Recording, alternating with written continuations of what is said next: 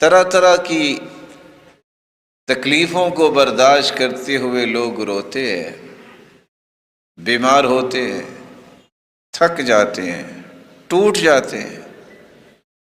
صحابہ کرام کا کیسا ایمان تھا کہ وہ آ کے کہتے ہیں اللہ کے رسول ایک بات سمجھنا چاہ رہا ہوں۔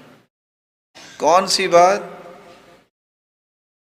قد احزنتنی، جس نے مجھے غمگین کر دیا ہے، اسقمتنی، مجھے بیمار کر دیا ہے، ارہقتنی، مجھے توڑ کے رکھ دیا۔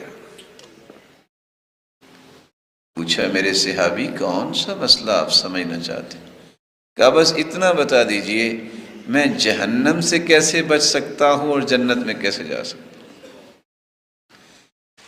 یہ حدیث ہمیں یہ سمجھاتی ہے کہ مومن کی سب سے بڑی خوشی اللہ کی رضا ہے، اور سب سے بڑا غم، سب سے بڑی بیماری وہ یہ ہے کہ کہیں جہنم کی طرف نہ چلا جائے۔ اللہ ذوالجلال آپ سب کو جہنم سے محفوظ فرمائے، اور آپ کو اور آپ کی نسلوں کو بھی جنت کا وارث بنائے۔ یا